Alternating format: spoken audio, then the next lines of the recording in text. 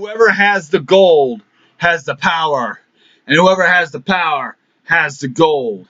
Triple H and Stone Cold, by God, and the Boss are on the same one ugly, disturbing, vile page. By God. By God. What is everybody? This is Daniel Rock 08 coming back with our video. 2001 year in review continues with WWF Backlash. One of the most underrated shows of all time. So let's start off. Now, the night after WrestleMania 17, you had The Rock and Steve Austin in a steel cage match that didn't technically get off, that technically didn't even start. Out comes Triple H to help out The Rock. He doesn't, of course. He joins forces with Steve Austin, and that's where we get the power trip, a very short-lived faction between Triple H, Steve Austin, and Vince McMahon, the power trip. Steve Austin's the world champion. Triple H is the IC champion, where he beats, I believe he must have beaten Chris Jericho for the IC title.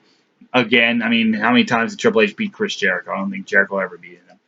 But you have the Brothers of Destruction. They're the tag team champions. And that brings us to this show. Backlash 2001. We kicked off with, yo, you're dealing with the X Factor. I got everything I ever wanted. And I ain't looking back. X Factor versus the Dudley Boys. Bubba Ray and Devon, go get the tables. 3D. Here we go. The Dudley. This was just a basic tag team match. 4.5.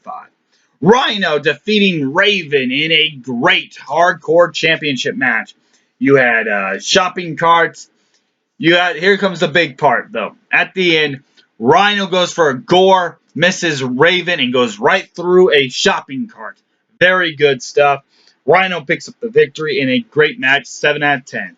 Next up, we have in a Get This Duchess of England match, or whatever the fuck it was called, where it's basically a match where only William Regal and some ugly bitch that they brought from, who looked like she came straight out of a Mozart concert in 1780 England, and only they know the rules. So you can't win by submission. It's false count anywhere, so on and so forth. No disqualification, whatever the fuck. Not as good as WrestleMania. Convoluted. Bad. Just not as good. 5.5. Next up, Chris Benoit defeats Kurt Angle in a 30-minute Ultimate Submission match. This match is not nearly as good as WrestleMania 17, and it wouldn't be nearly as good as the Royal Rumble 2003 much later. This one goes somewhere in between. However, these guys always have great matches together. I fail to see how they have a bad match. Yeah, maybe their Judgment Day later on, that I'll talk about later, was not as good.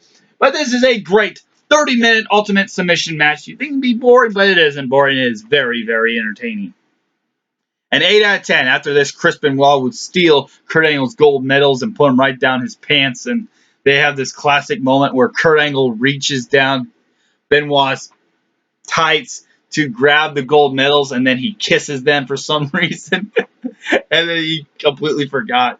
8 out of 10. Next up, Shane McMahon defeats the Big Show in a last man standing match. This is where Teston gets involved. Big Show's laid out by the stage. So Shane McMahon, he climbs up the big-ass Titantron. He climbs up where the lashes are at, where the structures are going back. I love that stage.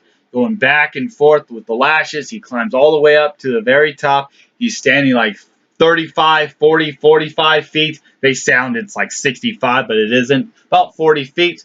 And he does a big elbow drop onto the Big Show. He wins the last man standing match, and for that alone gets a 6 out of 10.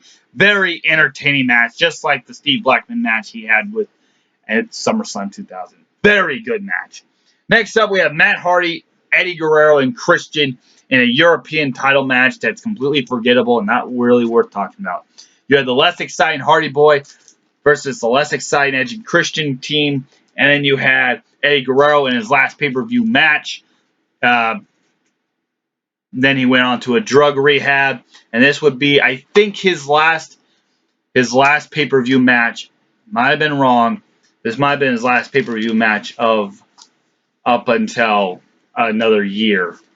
So So I give it a 5.5. Then we have whoever has the power has the gold. Whoever has the gold has the power.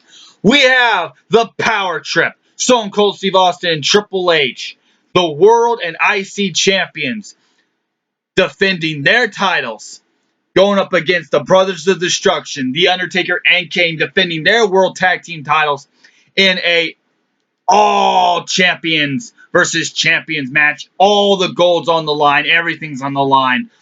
The WWF, the tag team, and the IC titles are all on the line here. Whoever gets the pinfall, if the power trip gets a pinfall, they're the tag champs. Taker gets a pinfall on trips, he's IC champ.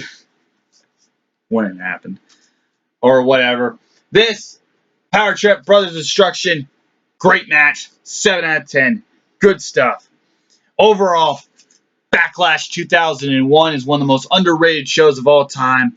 And if I had to redo my top 25 greatest pay-per-views, I would probably actually take off WrestleMania 30 or Survivor Series 14 or one of those shows and put in Backlash 2001.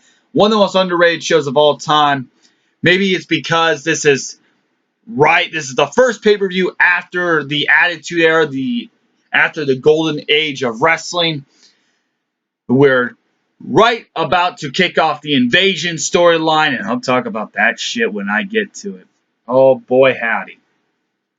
Overall, WWF Backlash, the first pay-per-view of the transitional, the Invasion, NWO, the transitional after the Attitude, before the Ruthless Aggression time period. Good show. A 6.8 out of 10. WWF did it with four good shows. You had Warrior Rumble, awesome. No Way Out, good. WrestleMania, awesome. Backlash, good show. 4 good shows in a row. Can a 5th one in Judgment Day 2001 be 5 in a row?